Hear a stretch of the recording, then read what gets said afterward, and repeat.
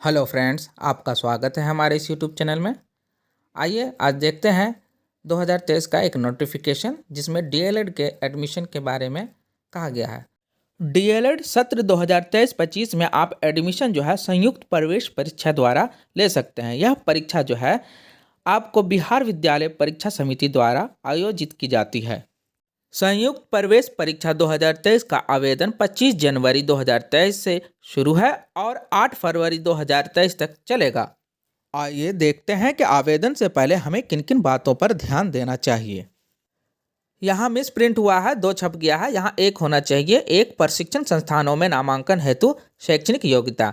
आपको +2 जो है कम से कम 50% से पास होना होगा। अगर आप इससे कम होंगे तो आप आवेदन नहीं कर सकते हैं। हाँ, इसमें छूट क्या है कि अगर आप दिव्यांग कोटि के हैं, आरक्षित हैं, तो आपको 5% की छूट दी जाएगी। जो अभी इंटर का एग्ज़ाम दे रहे हैं वो भी इस फॉर्म को भर सकते हैं। हालांकि उन्हें 50% का जो कम से कम मार्क्स लाना है वो लाना ही होगा और एज जो लिमिटेशन है वो भी पूरा करना होगा, जो 17 साल है। साथ ही साथ शास्त्री, ITI, पॉलिटेक्निक, फोकानिया करने वाले छात्र भी इस फॉर्म को भर सकते हैं, अर्थात आप डीएलएड के पात्र हैं।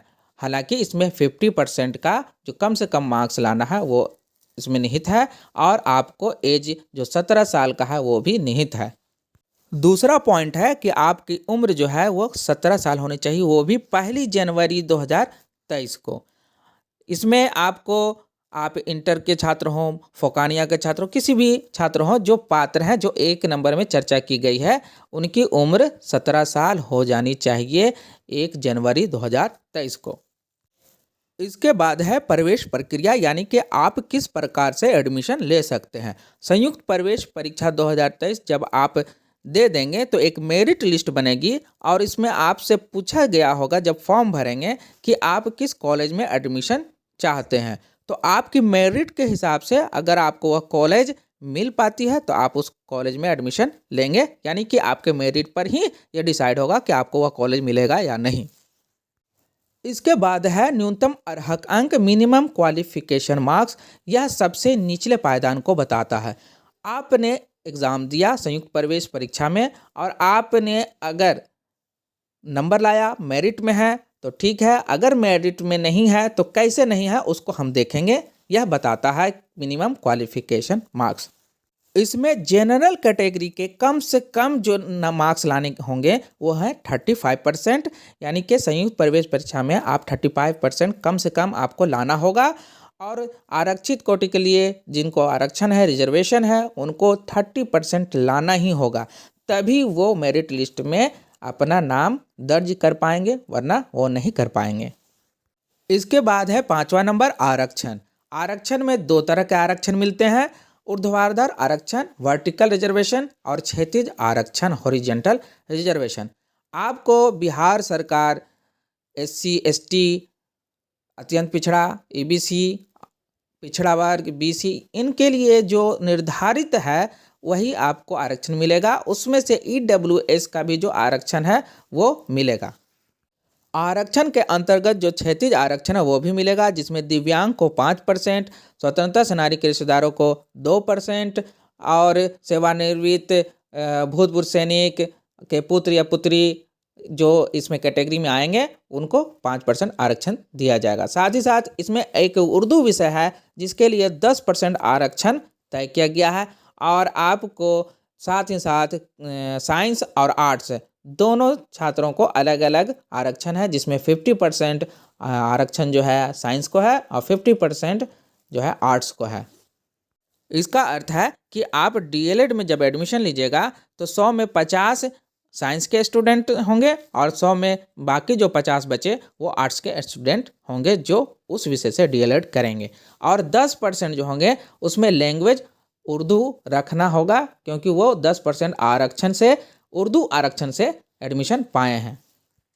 जैसा कि आपको पता है आवेदन की तिथि जो है वो आपको 25 जनवरी 2023 से 8 फरवरी 2023 तक है।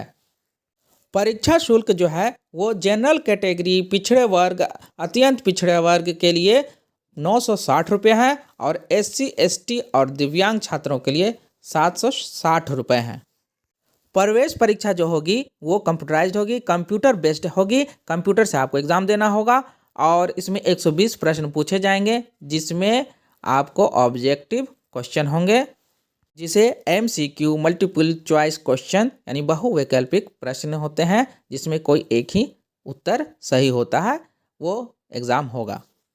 इस संयुक्त प्रवेश परीक्षा को बहुत सारे विद्यार्थी देते हैं, आवेदन करते हैं, इसीलिए कई पालियों में एग्ज़ाम ली जाती है। तो इसमें क्या होता है कि हर पाली में अलग अलग कठिनाइयों का सामना करना पड़ता है, यानी कि अलग अलग क्वेश्चन होते हैं।